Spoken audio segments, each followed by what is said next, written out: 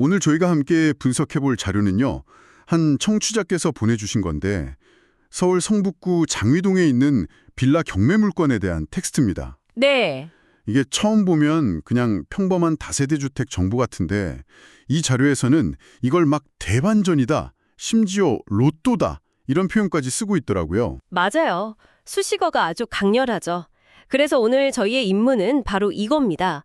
2016년식 평범한 빌라 하나가 어떻게 이런 엄청난 이름으로 불릴 수 있는지 그 숨겨진 가치의 근거를 하나하나 파헤쳐보는 거죠. 네. 자료에 계속 나오는 2023 타경 103680 이 사건 번호랑 또 신속통합기획 2.0이라는 키워드가 아마 가장 중요한 단서가 될 것 같습니다. 네, 이 자료가 아주 흥미로운 지점이 바로 그거예요. 이게 단순히 어디에 있는 얼마짜리 집이다 이걸 소개하는 게 아니라는 거죠. 아, 정말 지극히 평범해 보이는 부동산 정보 하나가 서울시라는 거대한 플레이어의 도시개발 계획과 딱 만났을 때 어떤 폭발적인 시너지를 내는지 보여주는 아주 생생한 사례 연구라고 할 수 있습니다. 일종의 케이스 스터디군요. 그렇죠. 그래서 오늘 저희는 자료에 담긴 정보의 조각들을 하나씩 한번 맞춰볼 겁니다. 이 빌라의 스펙부터 권리관계, 그리고 장위동이라는 동네에 불어닥친 이 변화의 바람까지. 네네. 이 모든 것들이 어떻게 연결돼서 로또라는 결론으로 이어지는지 그 논리의 흐름을 차근차근 따라가 보겠습니다. 좋습니다. 그럼 본격적으로 한번 뜯어보죠. 먼저 이 물건의 기본적인 프로필부터 확인해 볼게요. 네, 사건 번호 2023 타경 103680, 주소는 서울 성북구 장위동 224-17번지 경복 하이빌입니다. 경복 하이빌. 2016년식이면 비교적 신축급이고 승강기까지 있고요. 조건이 괜찮네요. 네, 여기까지 보면 그냥 깔끔하고 살기 괜찮은 빌라 이 정도로 보이거든요. 그렇죠. 그런데 자료에서 밑줄까지 그어가며 강조하는 부분이 있어요. 바로 대지 지분입니다. 아, 나왔네요. 빌라치고 대지 지분이 무려 10평이 넘는다. 이렇게 적혀 있는데 사실 저 같은 사람은 땅이 좀 넓은가 보다 하고 그냥 넘어갈 것 같거든요.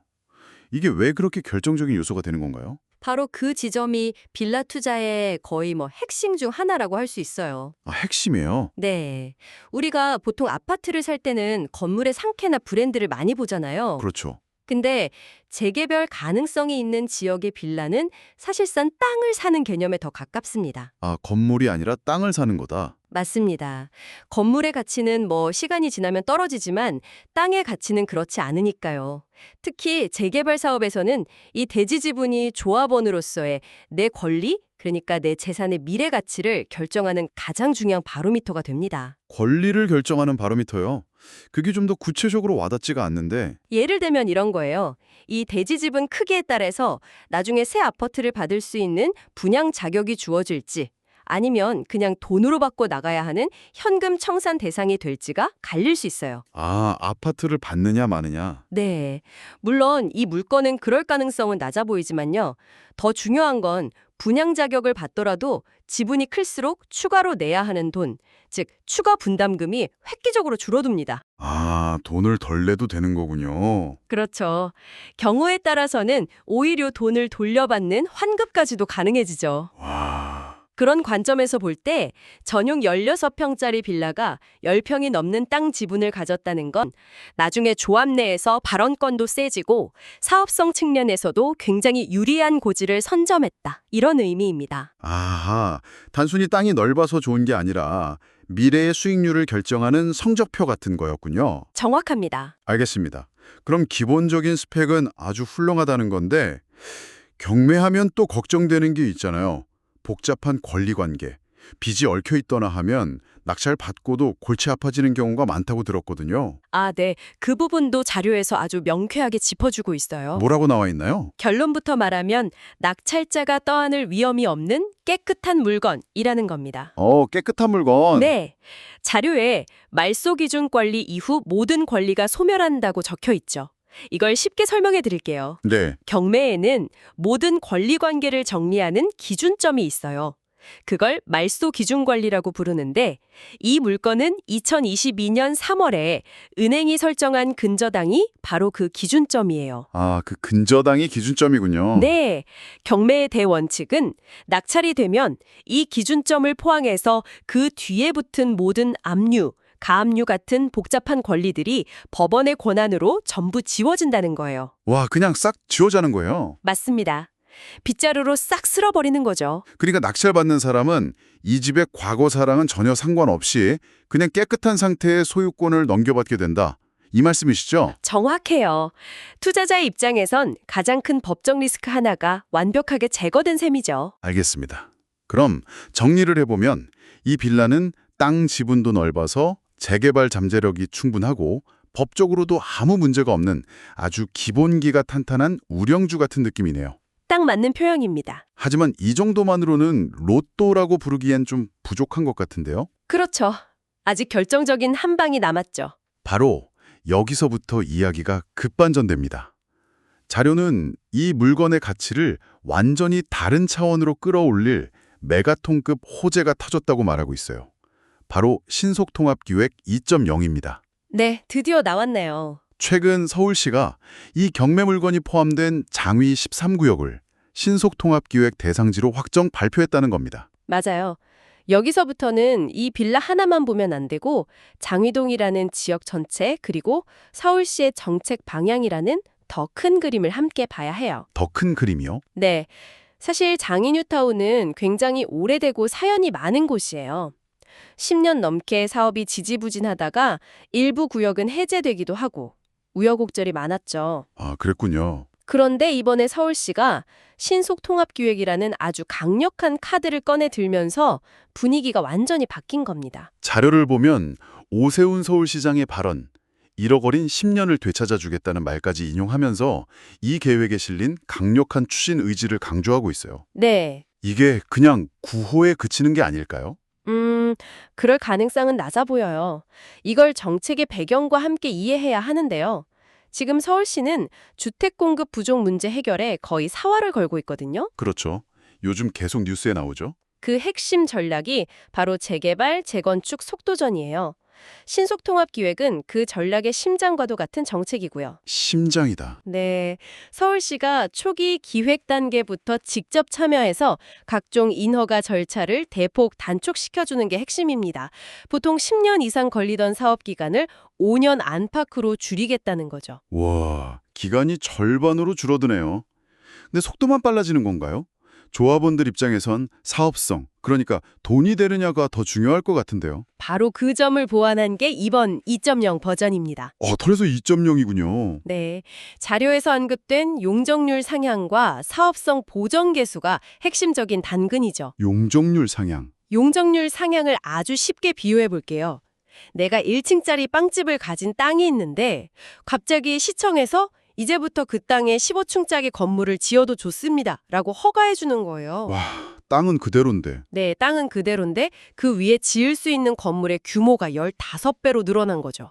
그렇게 늘어난 만큼 아파트를 더 많이 지어서 일반에 분양하고 거기서 나온 수익으로 조합원들의 부담을 덜어주는 구조예요. 와, 그 비유를 들으니 바로 이해가 되네요. 그렇죠. 그럼 사업성 보존 교수는 뭔가요? 이건 좀 어려운데요? 그건 일종의 안전장치라고 보시면 돼요.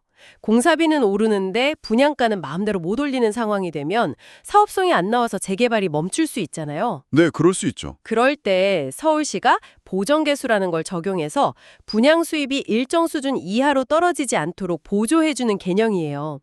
투자자나 조합원 입장에선 리스크가 크게 줄어드는 효과가 있죠. 속도는 높여주고 수익성은 보장해주고 이건 뭐 사업을 안 할 이유가 없게 만드는 수준인데요. 그렇죠. 그래서 이 시점에 이 경매 물건을 낙찰받는다는 건 단순히 낡은 빌라 한 채를 사는 행위를 넘어서는 겁니다. 아, 자료의 표현처럼 서울시의 강력한 지원을 등에 업고 초고속으로 진행될 33,000호 뉴타운급 재정비 사업의 조합원 자격, 즉 미래 신축 아파트 입주권을 미리 확보하는 행위와 같아지는 겁니다. 자, 그럼 이제 가장 현실적인 질문으로 넘어가 보죠. 네, 가장 중요하죠. 그래서 이걸 얼마에 사야 하는가? 음흠. 청취자께서 가장 궁금해하실 실전 투자 전략입니다. 자료에 나온 가격 정보를 다시 한번 정리해 볼게요. 네. 이 빌라의 감정가는 2023년에 4억 9천만 원으로 책정됐어요.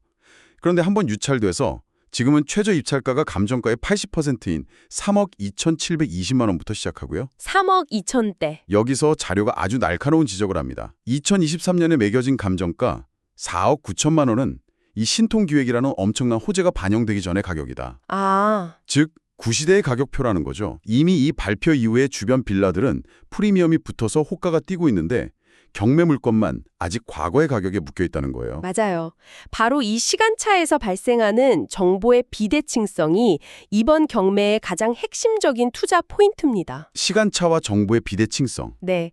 감정평가사는 과거의 데이터를 기반으로 보수적으로 가격을 매겼어요. 하지만 시장은 신통기획 발표라는 미래의 가치를 현재 가격에 선반영하기 시작했죠. 아, 이 경매는 바로 그 시간적 틈새를 파고들 수 있는 기회인 거예요. 그래서 자료는 이번에 또 유찰되길 기다리면서 낮은 가격만 고집하기보다는 주변 시세를 충분히 조사해서 적정한 가격을 써내는 게 오히려 현명한 전략일 수 있다고 조언하는 거고요. 듣고 보니 정말 그렇네요. 하지만 이렇게 장밋빛 미래만 보고 덜컥 입찰하기엔 분명히 함정이 있을 것 같아요. 자료에서도 주의사항을 언급하고 있죠? 그럼요.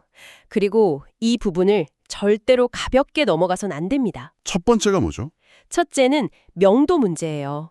자료를 보면 현재 소유자가 직접 거주하고 있습니다. 아, 주인이 살고 있군요. 네. 내가 돈을 내고 낙찰을 받아도 그 집은 내 소유가 되는 동시에 점유는 이전 주인이 하고 있는 상태죠. 이 점유를 넘겨받는 과정을 명도라고 하는데 네. 이사비를 주고 원만하게 협의가 되면 좋지만 때로는 감정적인 문제로 번져서 법원에 강제 집행을 신청해야 하는 경우도 생겨요. 이 과정에서 예상치 못한 시간과 비용, 감정 소모가 발생할 수 있다는 점은 반드시 염두에 둬야 합니다. 현실적인 문제네요. 또 다른 주의점은 없나요? 더 중요한 두 번째가 있습니다. 뭔가요? 바로 입주권 자격 최종 확인 문제입니다. 입주권 확인이요. 네. 재개발 구역 안에 있다고 해서 100% 새 아파트 입주권이 나오는 건 아니에요. 예를 들어 재개발 발표가 임박한 시점에 한 채의 집을 여러 개로 쪼개는 지분 쪼개기를 한 물건은 입주권이 안 나올 수 있습니다. 아, 그런 편법도 있군요. 네. 또 법적으로 정해진 권리 산정 기준일 이후에 지어진 신축 빌라도 현금 청산 대상이 될 수 있고요.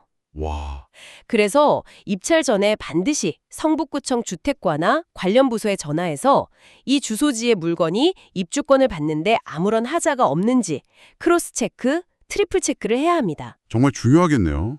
신통기획 호재라는 가장 큰 장점이 입주권 없음이라는 한 방에 날아갈 수도 있는 가장 치명적인 리스크인 거죠. 정말 중요한 포인트네요. 로또인 줄 알고 샀는데 종이 조각이 될 수도 있다는 거니까요. 현장 답사와 함께 이런 행정적인 확인 절차가 필수적이겠습니다. 그렇죠. 추가로 시장 전체의 리스크도 고려해야 해요. 최근처럼 원자재 값이나 인건비가 급등하면 조합원들의 추가 분담금이 예상보다 늘어날 수 있다는 점. 아, 그리고 정부 정책이라는 게 늘 그렇듯 예상치 못한 변수로 사업이 지연될 가능성도 제로는 아니라는 점. 이런 거시적인 변수까지 함께 고려해서 자금 계획을 세워야겠죠. 오늘 정말 깊이 있는 분석이었네요. 정리를 해보겠습니다. 저희는 오늘 청취자께서 보내주신 자료를 통해 서울 장위동의 평범한 빌라 한 채가 신속통합기획이라는 서울시의 강력한 도시개발 정책과 만나면서 어떻게 새로운 투자 기회로 재탄생하는지를 입체적으로 살펴봤습니다. 네. 단순히 물건의 스펙이나 가격만 보는 1차원적인 분석을 넘어서 그 이면에 깔린 정책의 흐름과 정보의 시간차까지 읽어내는 것이 얼마나 중요한지 다시 한번 깨닫게 되네요. 맞습니다. 자료의 마지막 문장이 오늘 내용을 딱 함축하는 것 같습니다. 경매는 정보가 곧 돈이다. 그렇죠. 물론 그 정보를 진짜 내 돈으로 만들기 위해서는 말씀해 주신 것처럼 발로 뛰는 현장 답사와 꼼꼼한 서류 확인이 반드시 뒷받침되어야 할 거고요. 맞습니다. 오늘 분석을 들으신 청취자분께 마지막으로 생각해 볼 만한 질문을 하나 던져드리고 싶어요. 네, 어떤 질문인가요? 오늘 사례는 감정평가 시점과 실제 시장의 변화 사이에 존재하는 시간의 공백을 포착하는 게 핵심이었잖아요. 네, 맞습니다. 그렇다면 이런 생각도 해볼 수 있지 않을까요? 만약 지난주에 공개된 어느 구청의 회의록에 A지역 지하철 연장 타당성 검토 용역 착수라는 문장이 딱 한 줄 적혀 있다면 과연 시장은 그 정보의 가치를 언제쯤 가격에 반영하기 시작할까요? 아, 그리고 그 A지역에 있는 낡고 허름한 빌라들은 다음 장위동이 될 수 있을까요? 진짜 고수들은 바로 그런 아직 아무도 주목하지 않는 공공 데이터의 행간에서 다음 기회에 냄새를 맡는다고 하죠. 와. 어쩌면 다음 투자 기회는 화려한 뉴스 헤드라인이 아니라 바로 그런 지루해 보이는 문저 속에 숨어 있을지도 모릅니다.